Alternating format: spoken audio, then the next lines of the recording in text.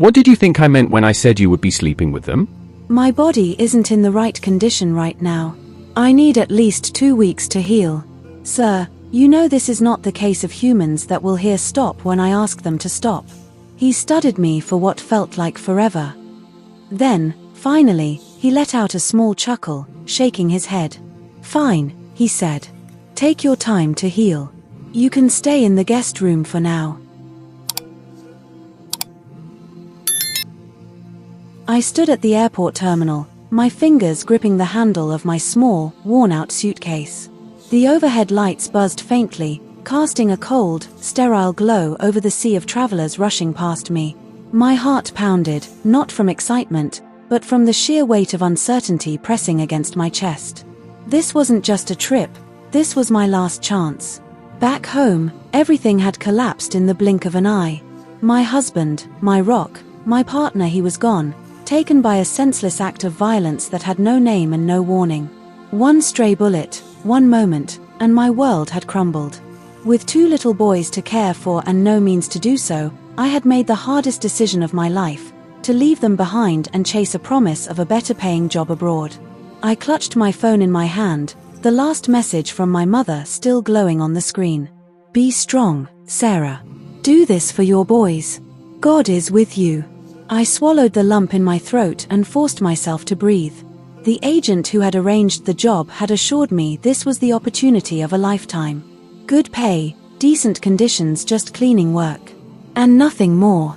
But something gnawed at me, a deep unease I couldn't shake. As I stepped outside, a gust of cool air slapped my face. The city loomed ahead, tall glass buildings, streets bustling with honking cars and people moving too fast, too busy to notice a stranger like me. My stomach twisted as I scanned the crowd, searching for the man who was supposed to pick me up. Then, I saw him. A short, stocky man in a crisp black suit, holding a sign with my name scrawled in bold letters. His eyes darted around nervously before locking onto mine. He forced a tight-lipped smile and motioned for me to follow. Sarah, yes? His accent was thick, and his tone rushed. Yes, sir, I replied softly. Good. Come. The boss is waiting. I hesitated for a fraction of a second before following behind him. The weight of my suitcase suddenly felt heavier. Something told me this was the beginning of a journey I wasn't prepared for.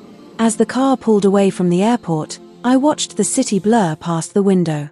But the farther we drove, the more I noticed something unsettling. The roads grew quieter, the buildings fewer. And with each passing minute, my sense of unease grew stronger. Where exactly was I going? The car sped down a narrow road, the city lights fading behind us. I shifted uncomfortably in my seat, watching as the familiar hum of traffic disappeared, replaced by long, empty roads lined with tall, shadowy trees. The air inside the car was thick and heavy with something I couldn't name. The driver had not spoken since we left the airport.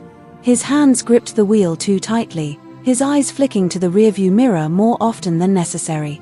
I tried to push down the knot in my stomach, telling myself this was normal. Maybe the house was just in a quiet neighborhood. Still, I had to ask. Sir, how far is the house? My voice came out softer than I intended. He glanced at me through the mirror, then looked back at the road. Not far. Then silence again. The tension in my chest grew. I forced myself to breathe evenly, gripping my phone in my lap. No signal. Just an empty stretch of road ahead and a stranger beside me who refused to make eye contact. I did not like this. I glanced at my suitcase, my only possession in this foreign land. Inside, I had packed my children's photos, the little notes they had scribbled for me before I left. I had told them I would be back soon, that this sacrifice would be worth it. But now, doubt clawed at the back of my mind. I tried again. Have you been working with my agent for long? This time, he responded with a short laugh, low, almost amused. They tell you many things, don't they? I frowned. What do you mean? He didn't answer. Instead, he pressed his foot on the gas, and the car lunged forward, the trees blurring past us. I gripped the edge of my seat. Sir, please slow down. Still no response. The unease in my stomach twisted into something else. Fear. I turned my head, looking for anything outside, any sign of houses, people, a place where I could call for help if I had to. But there was nothing. Just the long, winding road stretching ahead like a never-ending tunnel. And then, just as I opened my mouth to say something again, he took a sharp turn. I slammed against the door as the tires screeched. My heart pounded. This wasn't right. This wasn't right at all. The car came to an abrupt stop in front of a massive gate, taller than any I had ever seen. The driver finally turned to look at me, his smile tight, his eyes unreadable. "We are here now," he said. The gate creaked open, revealing a house so large it swallowed the night. Something inside me screamed this wasn't just a cleaning job. This was something else entirely. The massive gate groaned as it swung open, revealing a long driveway lined with perfectly trimmed bushes and tall, dark trees. The house at the end of the path was like something out of a movie, grand, almost too perfect, yet something about it felt wrong. The driver turned off the engine but didn't move. He looked at me, his fingers drumming against the steering wheel. "When you go inside, just listen. Don't ask too many questions." That was it. No explanation. No welcome. A shiver crept down my spine, but I nodded. I stepped out of the car, my legs shaky, my suitcase dragging behind me. As I walked toward the entrance, the door swung open before I even knocked. A woman stood there, her arms crossed, her sharp eyes scanning me like she was inspecting a piece of furniture.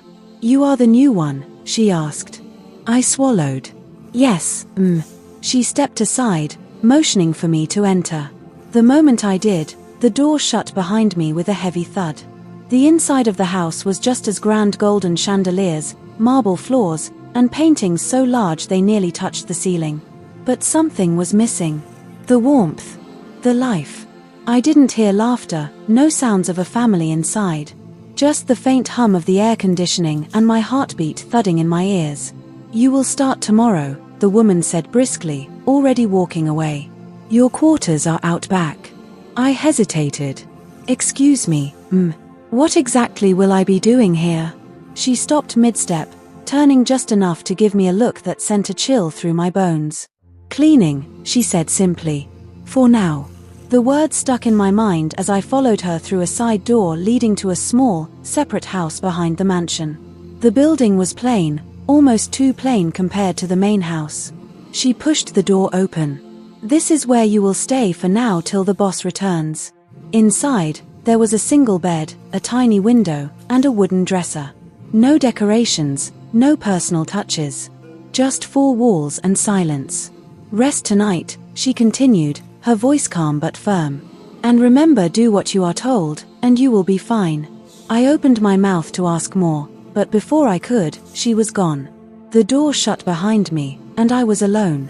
I sat on the edge of the bed, staring at the walls, the uneasy feeling in my chest growing stronger by the second. This job was supposed to be a fresh start, a chance to rebuild my life for my children. But why did it feel like I had just stepped into something I couldn't escape? As I lay down, exhausted from the journey, a noise made me freeze. A faint scratching sound. Coming from the window. Slow. Deliberate. Like something or someone was just outside. I held my breath. And then, a whisper. "Sarah." My body turned ice cold. That whisper of my name drifted through the window like a ghost, soft and deliberate. My heart pounded so hard I could feel it in my throat. I sat up slowly, straining my ears. Silence. Maybe I imagined it. Maybe exhaustion was playing tricks on my mind. Then I heard it again. "Sarah." This time, it was closer. I sucked in a shaky breath and forced myself to move. My hands trembled as I reached for the curtain, my fingers hesitating on the fabric. Every part of me screamed not to look, but I had to. I had to see what exactly was there. I yanked the curtain aside. Nothing. Just darkness stretching beyond the small yard. But the uneasy feeling didn't leave me. It clung to me like a shadow, even as I locked the window, checking it twice before stepping back. I climbed into bed, pulling the thin blanket over myself like it could protect me from whatever was out there. But sleep wouldn't come. My mind raced, replaying everything that had happened since I arrived. The strange driver. The woman's warning. The perfect house that felt empty but alive at the same time. And now this. Who whispered my name? Or worse, how did they know it? I must have dozed off eventually because the next thing I knew, someone was banging on my door. Hard. I jolted up, heart hammering. Sunlight spilt through the window, but the fear from the night before still gripped me. Get up. The woman's voice was sharp. Breakfast is in 15 minutes. You are late. I scrambled to my feet, throwing on fresh clothes. As I stepped outside, the fresh morning air did little to calm my nerves. The main house loomed ahead, beautiful yet foreboding. And I couldn't shake the feeling that whatever whispered my name last night was waiting for me inside. As I entered the house, I felt it immediately, eyes watching me. I sat at the long dining table, my hands resting awkwardly on my lap as a plate of steaming food was placed in front of me. The aroma of roasted meat and fresh bread filled the air, but I could barely taste it. My mind was too preoccupied, my thoughts mixing with worry. Across from me, the boss sat, watching me with a curious expression. He was a man of presence, his suit crisp, his fingers tapping lazily against the table as if he had all the time in the world. His wife was nowhere to be seen. Eat, he said, motioning to my plate. I forced myself to take a few bites. The food was good, but something about the situation made it hard to swallow even my saliva at that moment. After a few minutes, he leaned back in his chair, tilting his head slightly. Tell me, Sarah, he said, his voice calm, almost friendly. Do you know what your job is here? I wiped my mouth quickly, sitting up straighter. Yes, sir. Cleaning and cooking for the family. The room fell silent for a moment. Then, he let out a deep, amused laugh. The kind of laugh that sent chills down my spine. His eyes gleamed as he shook his head. No, my dear. Your job starts now. He pulled a ring of keys from his pocket and dropped them onto the table in front of me. Take these. Follow me. I hesitated for only a second before grabbing the keys and rising to my feet. He led me down a long hallway, past the grand rooms and marble floors, until we reached a heavy door at the far end of the house. He unlocked it and gestured for me to step inside. The moment I did, the smell hit me, thick, musky, a mix of animals and something else I couldn't quite place. I wrinkled my nose as my eyes adjusted to the dim lighting. The room was large, caged in with metal bars in some places. The floor was covered in straw, and the air filled with the sounds of deep breathing and low growls. Dogs. Big ones. I turned back to him, my stomach twisting. You will be cleaning this space, he said, gesturing around. And sleeping with them. I froze. Sleeping here? He pointed to a small, worn-out bed in the corner. It was barely more than a thin mattress with a single pillow. That's yours. I swallowed hard. Sleep with the dogs in what way? He raised a brow, his lips curving into a smirk. Taking care of them. That's all. Something about the way he said it made my skin crawl, but I nodded. I had no choice. The pay was high, and I had 2 little boys depending on me. So, despite the cold creeping up my spine, I accepted the job without hesitation. From that moment on, I became the unseen part of the house. Even when the boss's children came home from school, they barely looked at me. No greetings, no small talk, just silence. It was as if I didn't exist. Worse, I was never allowed to leave the compound. And the longer I stayed, the more I realized this wasn't just a job. It was something else entirely. That night, as I lay on the thin mattress, listening to the dogs breathing around me, I felt it again, that strange sensation of being watched again. Then, from the darkness, a soft shuffle. And something, breathing too close to my ear. I wasn't alone. The air was thick, heavy with the scent of animals and something else, something stale, something that didn't belong. I lay on the thin mattress, curled up on my side, trying to push away the ache in my back. The dogs shifted around me, their deep breathing the only sound in the dark room. Then, I felt it. A presence. At first, I thought I was imagining it. Maybe exhaustion was making my mind play tricks on me. But no, something was near. A soft shuffle. A slow, deliberate breath. Right next to my ear. I froze, every muscle in my body tightening. My pulse pounded so loud I was sure whatever was there could hear it. My fingers clenched the rough blanket as I forced myself to stay still, my mind racing. Was it one of the dogs? I swallowed hard, willing myself to move. Slowly, carefully, I turned my head just enough to glance behind me. Nothing. But the feeling didn't go away. I sat up, my breath shallow. My eyes adjusted to the dim light, scanning the room. I needed rest. Tomorrow, I will start my work properly. I had to stay focused. But deep down, I knew something wasn't right. The next morning, I woke up feeling drained, my body aching from sleeping on the hard mattress. The room was silent except for the occasional movement from the dogs around me. The air was thick and heavy, as if something unseen lingered in the corners. Just as I was stretching my sore limbs, the woman from the house appeared at the door. She barely looked at me as she handed me a small container. "Mix this with their food," she said simply. Then, without another word, she walked away. I looked down at the container, my fingers tightening around it. A strange feeling settled in my stomach, but I did as I was told. I poured the mixture into the bowls, stirring it in before placing the food down for the dogs. One by one, they ate, their eyes briefly flicking toward me in a way that made me uneasy. By the time I finished cleaning up, exhaustion pressed down on me. My head felt heavy, my body begging for rest. I lay down on the thin mattress, closing my eyes just for a moment, letting the silence settle. Then, I felt it. A rough touch, a strange warmth near my leg. I snapped my eyes open, my breath hitching. One of the largest dogs was too close, nudging against me in a way that sent shivers up my spine. Its eyes locked onto mine, dark and intense. Then, suddenly, it pressed in further, its movements odd, unsettling.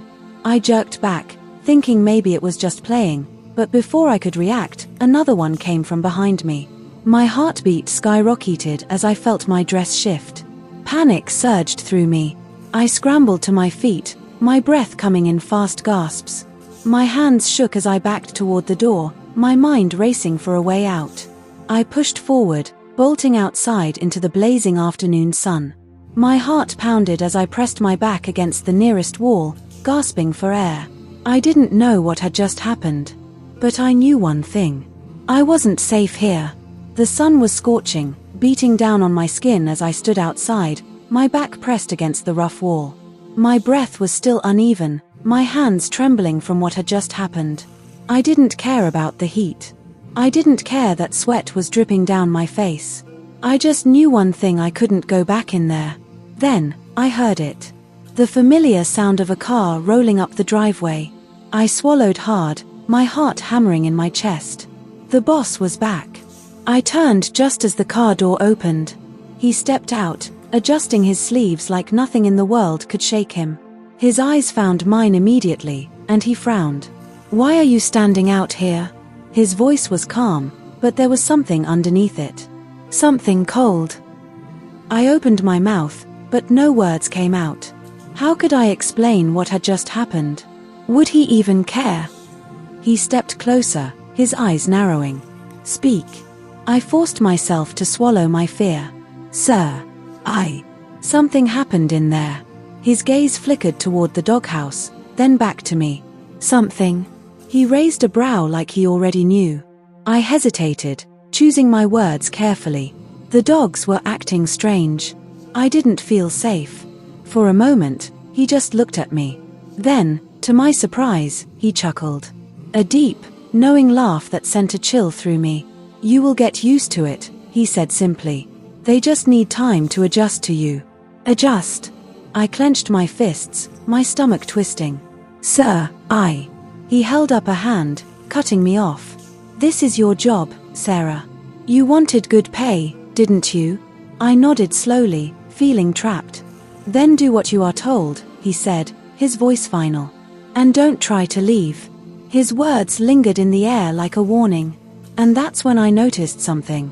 The security guard standing by the gate. Watching me. Making sure I didn't run. The boss's laughter echoed in my ears, low and deliberate, like he was enjoying my discomfort. I could feel my pulse in my throat, my whole body tensed, waiting for what he would say next. Then, he leaned closer. You still don't understand why you are here, do you? My stomach twisted. I took a step back, gripping my hands together to hide their shaking. Sir, I just came to work. To clean. That's what I was told. He smirked. And that's what you believed. I swallowed hard, something cold spreading through my chest. This job is different, Sarah, he continued, his voice eerily calm. The dogs, they need attention too. If you ignore them, they might get aggressive. And I won't be responsible for what happens if they do. I blinked, my breath catching in my throat. Did I hear him right? He tilted his head, watching my reaction. You said you could take care of them, didn't you? This is part of it. You will get used to it. You might even enjoy it. My whole body went stiff. The room spun for a moment. Sir, you can't mean it. His eyes darkened. What did you think I meant when I said you would be sleeping with them? I felt sick at that moment. My hands trembled at my sides. This wasn't real. This couldn't be real. My heart raced, my mind struggling to keep up with the nightmare unfolding before me. The boss's words echoed in my ears, chilling and undeniable. I had to think fast. I forced myself to take a deep breath, then lowered my gaze, pretending to be weak. Sir, I can't. Not now. My body. I need time. His expression remained unreadable, but I saw the flicker of consideration in his eyes. Time, he repeated, tilting his head. I nodded quickly, pressing a hand to my stomach as if I was in discomfort. Yes. My body isn't in the right condition right now. I need at least 2 weeks to heal. Sir, you know this is not the case of humans that will hear stop when I ask them to stop. He studied me for what felt like forever. Then, finally, he let out a small chuckle, shaking his head. Fine, he said. Take your time to heal. You can stay in the guest room for now. But after that, no more excuses. I swallowed hard, nodding as if I was grateful. But inside, my thoughts were racing. He called for one of the workers, and soon I was led back to the same small room I had stayed in on my first night. The door shut behind me, and I finally allowed myself to breathe. For now, I was safe. But I knew this wasn't over. The next morning, I heard the house become quiet. The family had left for the day, and only the security guards remained. I walked to the window, peeking through the curtains. My pulse quickened. There were men outside, men I didn't recognize. They weren't part of the household staff, yet they stood near the gates, their eyes scanning the grounds like they were waiting for something. Or someone. I stepped away from the window, my pulse hammering in my ears. The men outside weren't there by accident. They were there for me. My stomach twisted. The boss wasn't just giving me time to heal. He was making sure I couldn't run. I needed a plan. For the next few days, I kept my head down, pretending to rest, pretending to be weak. I barely ate, barely spoke, only nodding when the workers brought me food. The woman who first showed me around came once, peeking into my room without a word before leaving just as quickly. They were all watching me. One night, as I lay on the bed, staring at the ceiling, I heard footsteps outside my door. Slow, steady. They stopped right in front of my room. I held my breath in silence. Then, the door handle jiggled. I clenched my fists, willing my body to stay still. If they thought I was asleep, maybe they would leave me alone. The handle stilled, and after a moment, the footsteps moved away. I let out a shaky breath, my body drenched in a cold sweat. I couldn't wait any longer. The next morning, I forced myself to move like normal, trying to act like nothing was wrong.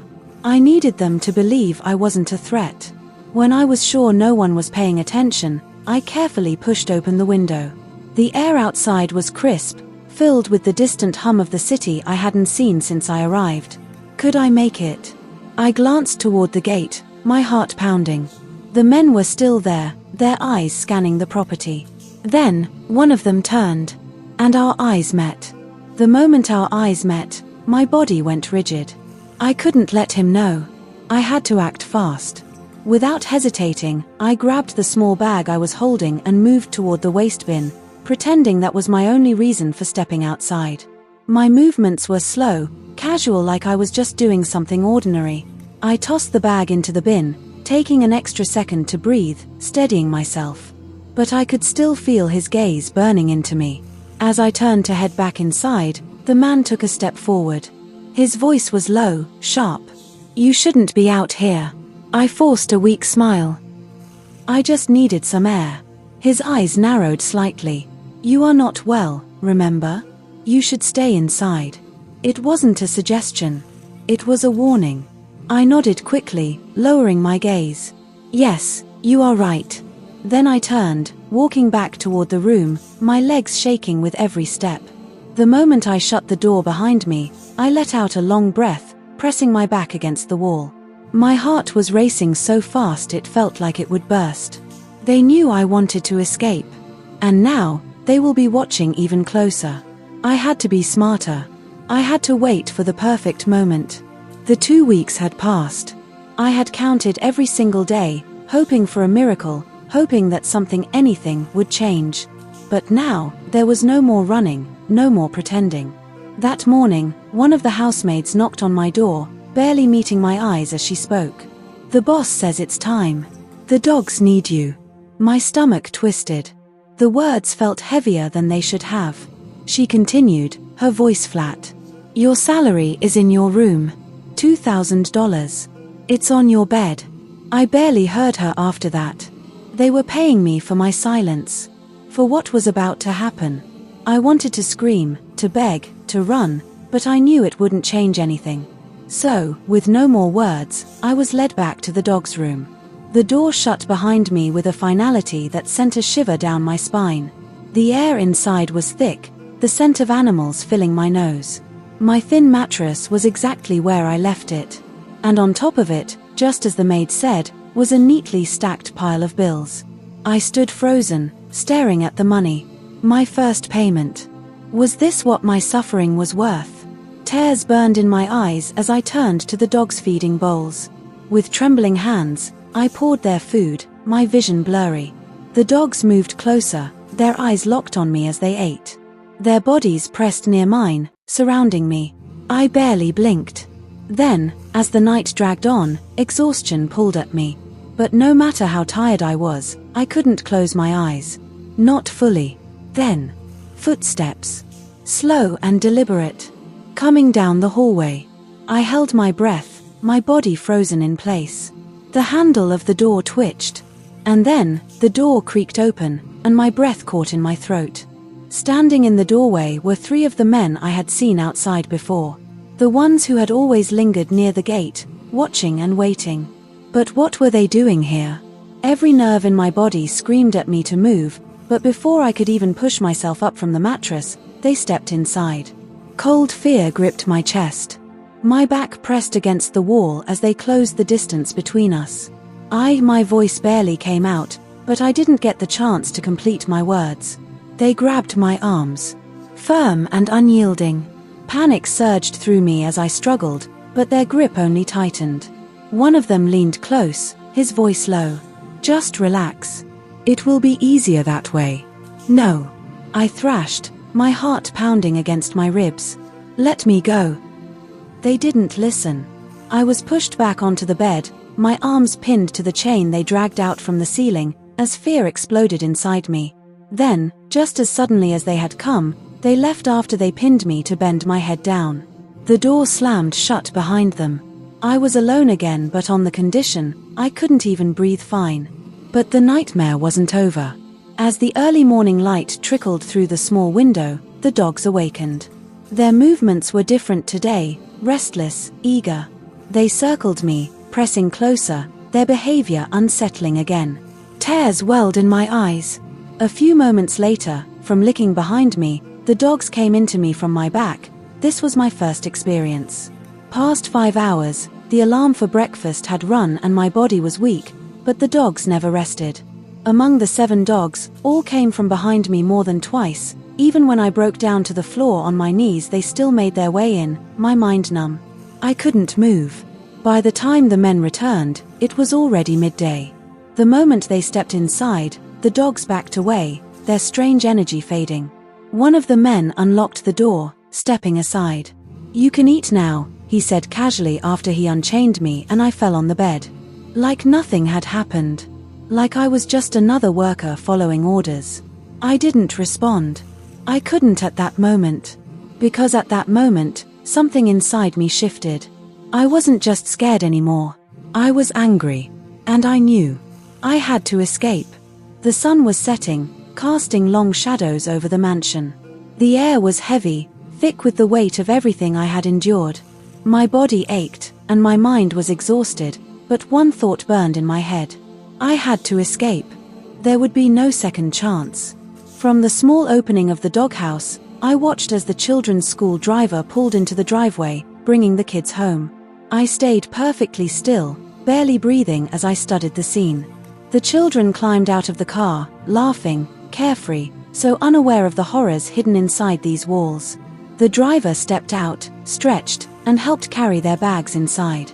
And that's when I saw it. He had left the trunk open.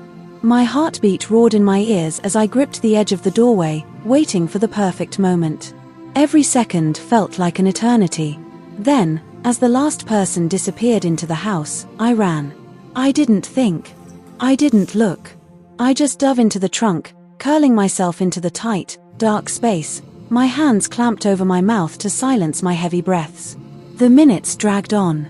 My muscles cramped, sweat trickled down my forehead, but I didn't move. Then, the car shifted. The driver was back. The engine rumbled to life, and the car rolled forward. My heart pounded harder with each turn, each bump in the road. I had no idea where we were going, but it didn't matter. I was finally leaving that house. The car slowed and stopped. Through the cracks, I saw bright lights, a store.